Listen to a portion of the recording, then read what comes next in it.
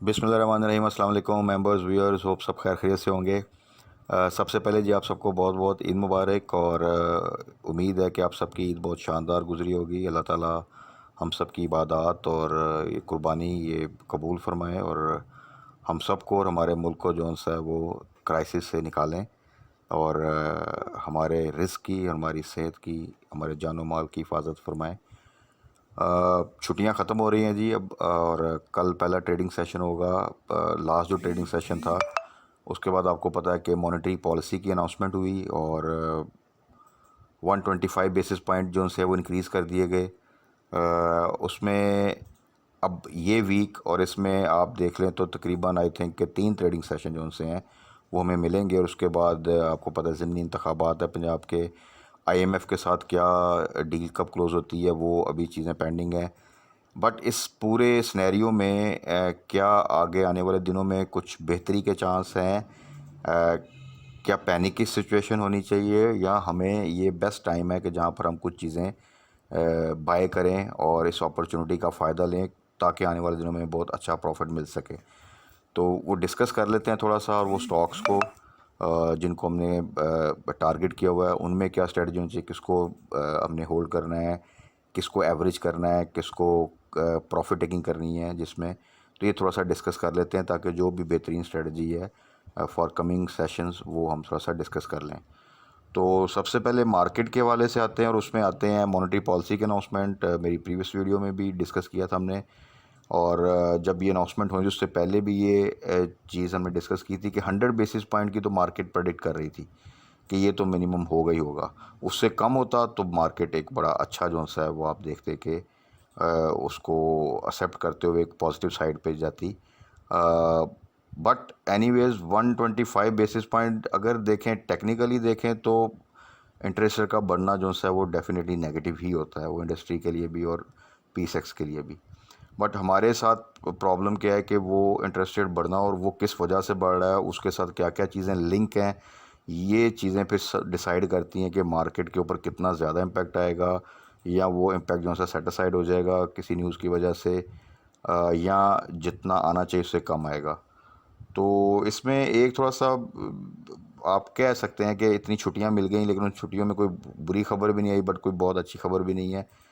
एक अच्छी खबर आप इंटरनेशनल लेवल पे ये कह सकते हैं कि जो ऑयल प्राइसेस हैं वो उस तरह नहीं बढ़ रही बल्कि डाउन साइड पे जा रही हैं, जो कि ओवरऑल हमारे ऊपर जो है एक वो जो प्रेशर होता है इंपोर्ट बिल का और फिर ऑयल प्राइसेस को बढ़ाने का आईएमएफ की तरफ से वो थोड़ा सा कम हो सकता है। और अगर ये अल्लाह करे कि मज़ीद नीचे ही रहें, 100 से नीचे ट्रेड करें या 90 से नीचे आ जाएं तो फिर तो बहुत बेहतर हो जाएगा। और फिर आप चीज़ें देखेंगे कि यही पेट्रोल प्राइसेस जो इंक्रीज़ की तरफ जा रही हैं उसमें शायद थोड़ी बहुत जो है वो कमी आए। तो वो फिर एक रिवर्सल जो सा होता है किसी भी चीज़ का, जब इकोनॉमिक साइड पे बहुत बुरा हो रहा हो और उसकी एक पीक आए और उसके बाद जब रिवर्सल स्टार्ट होना हो तो वो जो पीक जब आती है वहाँ पे जो इन्वेस्टमेंट कर देता है, यानी क्योंकि वो उस बैड टाइम पे जो चीज़ें आपको जिस रेट पे मिल रही होती हैं, तो अगर आने वाले दिनों में आपको लग रहा है कि चीज़ें रिवर्सल की तरफ आएंगी तो वो बेस्ट टाइम होता है कि आप उसमें इन हो ताकि जितना मैक्सिमम गेन फिर रिकवरी में आएगा वो आप कर सकें। और ये कोशिश होती है कि जितनी अच्छी प्रोबेबिलिटी इसमें हो सके कि वहाँ पर इंसान एंट्री ले ले। बेस्ट प्राइस समटाइम मिल जाती है, समटाइम बेस्ट नहीं तो बहुत अच्छी प्राइस भी मिल जाए, आप कह लें कि बेहतर प्राइस भी मिल जाए तो वो भी बहुत बेहतर है। तो अभी भी जो सिचुएशन है मार्केट की देखें, जो क्राइसिस से पाकिस्तान गुजरा है और जो inflation, oil prices, interest rate 15% आप इमेजिन करें कि इस हाई रेट के ऊपर भी अगर आप देखें तो जो सिनेरियो अगर आज से आप 6 माह पहले कंसिडर करें कि ये चीज़ें हो सकती हैं, कोई कहता आपको जी आने वाले 2 माह में 15% इंटरेस्ट रेट होगा, ऑयल जो है इतने पे चला जाएगा, और अगर ये कन्फर्म होता तो मार्केट का कोई बाइद नहीं कि वो आपको 6-7 हज़ार पॉइंट का डिप दे रही थी। बट मार्केट समहाउ अपने आप को मैनेज कर गई है। वॉल्यूम्स कम रहे हैं, डिप आता रहा है, थोड़ी सी रिकवरी आई, फिर थोड़ा सा डिप आ गया। तो ये बहुत अच्छी अपॉर्चुनिटी है इन्वेस्टर्स के लिए कि वो बहुत से स्टॉक्स जो कि बहुत ही अच्छे रेट्स पर हैं वहाँ पर उनमें एंट्री लें और उनको ग्रैब करें। और आने वाले दिनों में ख़ास तौर पे जिनके एनुअल रिज़ल्ट्स आने, एनुअल क्लोजिंग है, उन सेक्टर्स को उसमें ऑयल सेक्टर देख लें आप, बड़े अच्छे रेट्स पर हैं, बहुत सी जो सी हैं कंपनीज़ के स्टॉक्स, और इसके अलावा फूड सेक्टर है, फिर आईटी सेक्टर है, और बहुत से सेक्टर्स हैं ख़ास तौर पे जो डिविडेंड देते हैं कंपनीज, जो बोनसेस देती हैं हिस्टोरिकली। वो अगर आप देखें, वो किसी भी सेक्टर में आप देखें कि जिनकी अगर प्रीवियस 3 सालों में उन्होंने जून क्लोजिंग के बाद अच्छे बोनस दिए हैं, तो और वो अब फॉर श्योर इस वक्त अच्छे रेट्स पर ही होंगे, क्योंकि बहुत ज़्यादा स्टॉक्स जो से हैं ज़्यादातर वो बहुत अच्छे रेट्स पर अवेलेबल हैं, तो वो एक अच्छी इन्वेस्टमेंट बनती है। तो नथिंग टू वरी, ये पैनिक का टाइम नहीं है, ये टाइम आपका अच्छे स्टॉक्स को टारगेट करना और उनको उस अपॉर्चुनिटी को ग्रैब करने का टाइम है। तो आने वाले दिनों में ये चीज़ें लग रहा है कि ये जो 15% आपका डिस्काउंट रेट इंक्रीज़ हुआ, 15% तक आया, ये आने वाले दिनों में शायद ये अनचेंज आए, और उसके बाद फिर ये इसमें रिडक्शन आएगी। तो आप समझें कि फिर हर अनाउंसमेंट जो है वो एक बूस्ट दिया करेगी मार्केट को। तो बस ये टाइम हमने जो है वो टाइम होगा जहाँ पर आपने अपना प्रॉफिट जो है वो सिक्योर करना है। तो मेरा ख्याल है कि ये राइट टाइम है कि ये जो अब डिप आपको मिलेंगे, जो मार्केट में थोड़ा प्रेशर आएगा, तो वहाँ पर आप अपने जो सी हैं, जो भी आपके स्टॉक्स हैं फेवरेट, वो जो हम भी डिस्कस करते हैं उसकी स्ट्रेटजी हम डिस्कस कर लेंगे, जिनमें आप प्ले करते हैं। तो वहाँ पर अगर आपने हाई साइड पे बाय किया है, बट वो सेक्टर जो से हैं वो बेहतर हैं, वो स्टॉक्स जो से हैं बेहतर हैं, उनकी अर्निंग ठीक है, ग्रोथ ठीक है, जून क्लोजिंग में उनमें पे आउट एक्सपेक्टेड है, तो आप उनको एवरेज कर सकते हैं या बाय बैक कर सकते हैं। तो इंशाल्लाह ताला वो फ़ायदा ही होगा। कल के लिए भी मार्केट देखें, अभी तो 3 ट्रेडिंग सेशन है, वॉलेटिलिटी रहेगी, और एक इम्पैक्ट तो ज़रूर आएगा, वो कल ही आए या आने वाले एक का ट्रेडिंग सेशन में आप फील करेंगे जो ये इंटरेस्ट रेट इंक्रीज़ हुआ, क्योंकि इन एनी केस ये नेगेटिव है, और इसमें कोई फर्दर अभी तक कोई न्यूज़ अगर अच्छी आ जाती है आईएमएफ से रिलेटेड, तो देन आप एक थोड़ा सा एक बेहतर मार्केट की परफॉर्मेंस देख सकते हैं। अदरवाइज़ एक एडजस्टमेंट और एक डिप आप जो है वो आ सकता है, और उस डिप को आपने as a opportunity to grab good stocks, उसको इस तरह लेना है, ना कि आपने किसी किस्म का पैनिक में आना है। आने वाले दिनों में इंशाल्लाह ताला चीज़ें जो सी हैं वो बेहतरी की तरफ जाएंगी। बस अल्लाह से दुआ ही होनी चाहिए कि पॉलिटिकल साइड पे भी बेहतर चीज़ें रहें, और स्पेसिफ़िकली जो नेक्स्ट वीक आएगा, तो वहाँ तक मज़ीद बहुत सी चीज़ें जो सी हैं वो क्लियर हो जाएंगी। सो तब तक ये 3 ट्रेडिंग सेशंस में आप बड़े ही केयरफुली चीज़ों को, अपनी जो एग्जिस्टिंग होल्डिंग है उसको होल्ड करें, और टारगेट कर लें कि अगर कोई चीज़, कोई अच्छा स्टॉक बेस्ट प्राइस पे आपको मिल रहा है, तो वहाँ पे आप एवरेज कर सकते हैं, या बाय बैक कर सकते हैं, या बाय कर सकते हैं। बाकी अब डिस्कस कर लेते हैं कुछ स्टॉक्स को, जिनको स्पेसिफ़िकली हमने कुछ को रिसेंटली ऐड किया था, कुछ को हम साथ लेकर चल रहे हैं, उनमें अच्छा गेन भी माशाल्लाह किया। तो क्या उनमें भी प्रॉफिट टेकिंग करनी है, या उनको स्टिल होल्ड करना है, या अगर कोई एंट्री लेना चाहता है तो क्या अभी भी एंट्री ले सकता है, तो वो थोड़ा सा डिस्कस कर लेते हैं। उसमें सबसे पहले आ जाए जी मिचल्स माशाल्लाह हमें बेहतरीन प्रॉफिट दे चुका है, और इसको टारगेट किया था हमने 72 पे। उसने तब भी 90 को टच किया, और फिर वापस इसने रिवर्सल किया था। दोबारा जब ये 80 से नीचे आया, दोबारा बाय कॉल दी गई, और अब आप देख लें कि ये 106 के पास ट्रेड कर रहा है। और ऑलरेडी अगर आप देखें तो तकरीबन आप कह सकते हैं कि तकरीबन अच्छा खासा जो है वो प्रॉफिट दे चुका है, जिन्होंने बिलो 80 जो है अगर बाय किया होगा।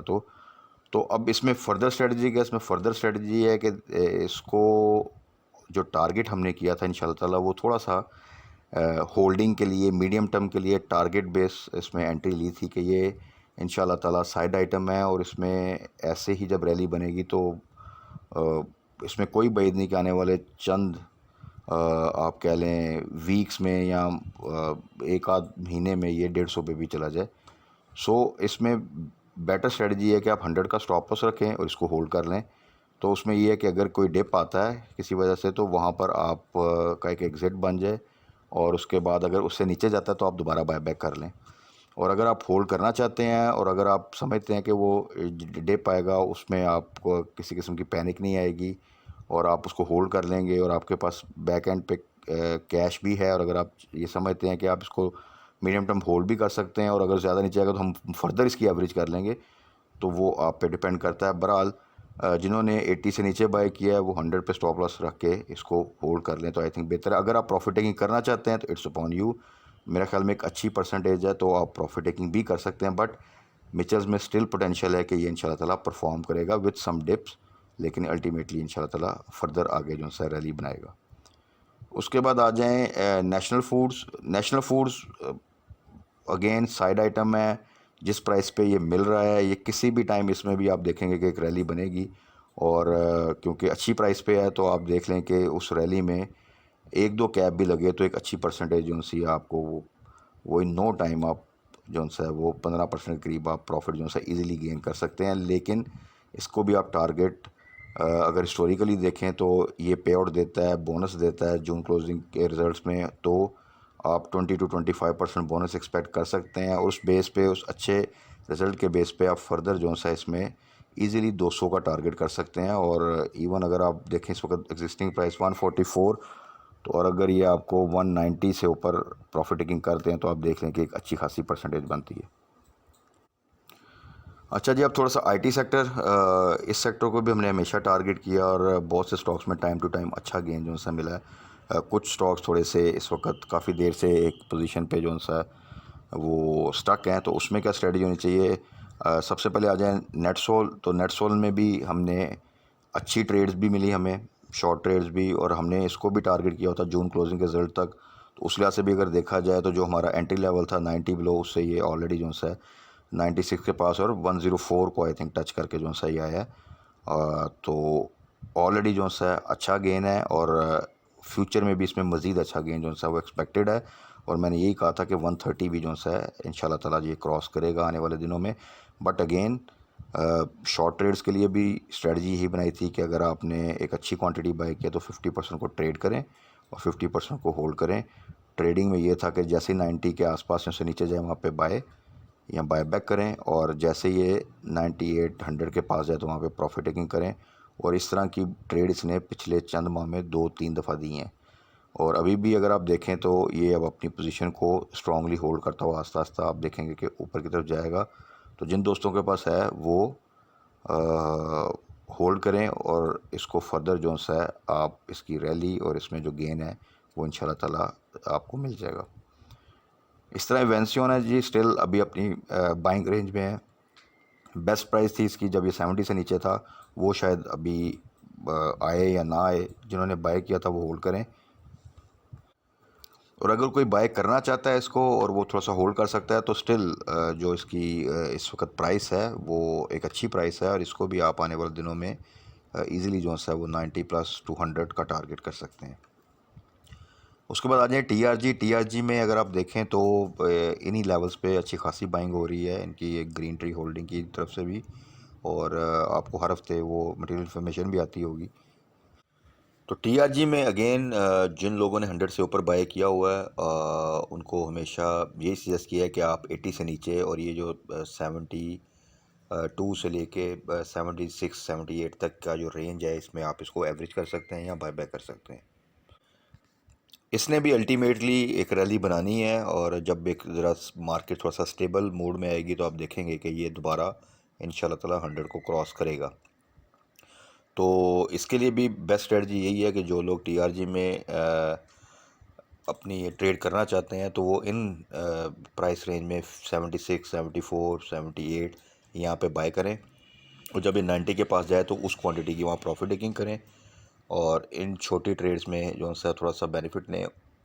और जब एक सस्टेनेबल रैली बनेगी तो फिर आप इसमें जो है वो आप इसको 100 से ऊपर भी इंशाल्लाह ताला देखेंगे, बट वो बाय का टाइम नहीं होगा, वो एक्चुअली प्रॉफिट टेकिंग का टाइम होगा। उसके बाद टैली अगेन सेम, ये भी इस वक्त अगर आप देखें तो बिलो 11 जाता है, 10 के आसपास आता है, वहाँ से बाउंस बैक करता है, 11 क्रॉस करता है, फिर अगर मार्केट में डिप आता है फिर नीचे आता है। तो यही इसका वो प्राइस रेंज है जहाँ पर इसका बाय बैक करना बनता है या बाय करना बनता है, एंट्री लेना बनता है। तो और यहाँ से शॉर्ट टर्म के लिए या शॉर्ट ट्रेड्स में आप 2-3 रुपये का मार्जिन रख के इसमें प्रॉफिट टेकिंग कर सकते हैं। और अगर आप इसको टारगेट करते हैं अगेन 17-18 का, तो इंशाल्लाह ताला जैसे ही मार्केट थोड़ा स्टेबल होगी तो ये दोबारा वो प्राइस आपको दे जाएगा। तो छोटे स्टॉक्स में टैली को आप बिलो 11 जो है वो कंसिडर कर सकते हैं। उसके बाद आ जाए जी system again a very good company, a very strong company. और जो इसकी प्राइस है मैंने पहले भी मेंशन किया था और हमने वहाँ पर स्पेसिफ़िकली सजेस्ट किया था कि आप एंट्री ज़रूर लें। जब ये 300 से नीचे गया था और वहाँ से इमीडिएटली देखें इसने बाउंस बैक किया, तो अभी भी इवन जो 330 की प्राइस रेंज है, 320 है, या इससे नीचे मिले, जितना नीचे मिले उतना बेहतर है। तो ये इट्स अ गोल्ड कि जिसमें आप एंट्री लें तो आने वाले दिनों में आप इजीली इसमें 100 to 150 और इवन 200 पॉइंट्स का गेन जो है वो देख सकते हैं। उसके बाद आ जाए थोड़ा सा ऑयल सेक्टर की तरफ। ऑयल एंड गैस में हमने HTL को टारगेट किया हुआ है। इसकी भी होल्डिंग के साथ जो प्राइस है 40 से नीचे बेस्ट प्राइस है to accumulate, to average, to buy bag या टू बाय। और थोड़ा सा अगर आप होल्ड करें, जैसे ही चीज़ें बेहतर होंगी, एक सस्टेनेबल रैली बनेगी, आप देखेंगे तो इसमें पूरा पोटेंशियल है कि ये आपको 60, 70, इवन 80 तक का जो सा टारगेट दे सकता है। बट थोड़ा सा आपको होल्डिंग करनी पड़ेगी और इस प्राइस पे रिस्क जो है वो मिनिमम है और अपसाइड का पोटेंशियल खासा जो है वो बेहतर है। उसके बाद आ जाए पी आर एल रिसेंटली 20 को टच करके वापस आया है और अभी भी अगर आप देखें 17 से नीचे जाए तो वहाँ पे आप एंट्री ले सकते हैं। हमारी जो इनिशियल एंट्री थी वो 15 के आसपास थी और वहाँ से देखें कि इसने तकरीबन ₹5 का गेन किया और वहाँ से फिर बाउंस बैक किया। और तो अभी भी अगर कोई एंट्री लेना चाहता है पी में, तो वो बिलो 17 जो है वहाँ पे एंट्री ले सकता है, हाई साइड पे नहीं। और जैसे ये 20 की तरफ जाए या 20 को क्रॉस करे तो वहाँ पे या तो स्टॉप लॉस लगाएं या वहाँ पे फिर आप प्रॉफिट टेकिंग करें। इस तरह जी शेल है, शेल के साथ आप पीएसओ को भी कंसिडर कर सकते हैं। पीएसओ में अच्छी एक मूवमेंट बन रही है, उसकी सेल्स काफ़ी बेहतर आई हैं। शेल का प्रीवियस रिजल्ट भी बेहतर था। 112 पे हमने एंट्री ली थी, 120 के पास है ये। इंशाल्लाह आने वाले दिनों में इसमें मज़ीद बेहतरी आप देखेंगे। तो शेल की भी वही स्ट्रेटजी है कि जब ये 120 324 के पास जाए तो 120 पे आप अपना स्टॉप लॉस लगा दें अगर होल्ड करना है, या वहाँ पे आप प्रॉफिट टेकिंग करें और डिप पे बाय बैक करें। बेस्ट एंट्री लेवल इसका वही था 112 113, वो रेंज थी जहाँ से ये हमेशा जो है वो बाउंस बैक करता है।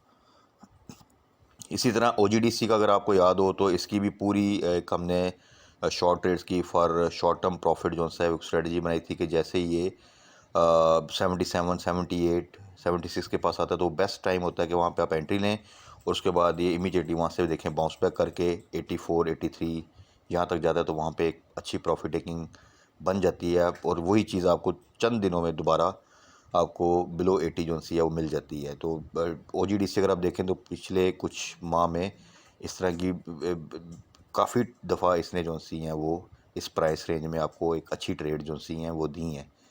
और ये 2-3 दफ़ा हमने इस तरह की ट्रेड्स जो सी हैं वो जब ये आया 78 77 के पास तो वहाँ पे बाय कॉल भी दी, और जब ये 82 83 के पास गया तो वहाँ पर प्रॉफिट टेकिंग का भी कहा कि दोबारा इसको फिर 80 बिलो पे हम बाय बैक करेंगे।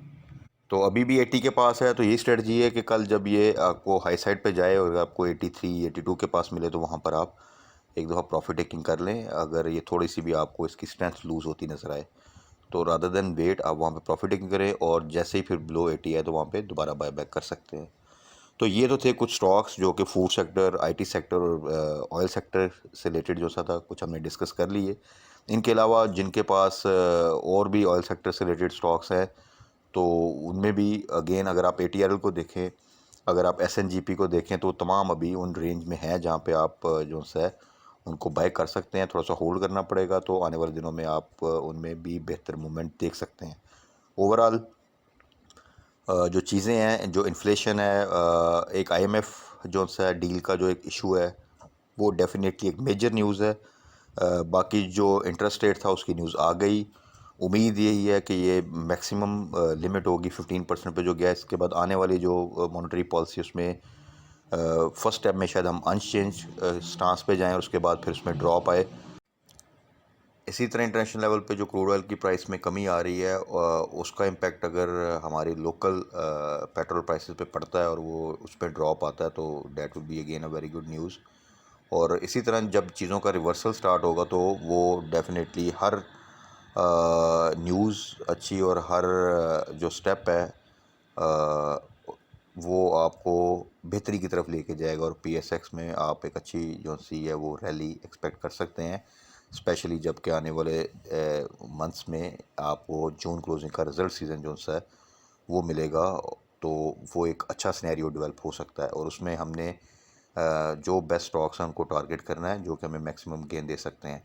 तो बाकी कल मार्केट क्लोजिंग के बाद फर्दर डिस्कस कर लेंगे कि कौन सी अपॉर्चुनिटी है या कौन सी स्ट्रेटजी है जो हमें विद मिनिमम रिस्क बड़ा अच्छा गेन दे सकती है आने वाले दिनों में। तो उसको हम इंशाल्लाह ताला जो है वो फॉलो करेंगे।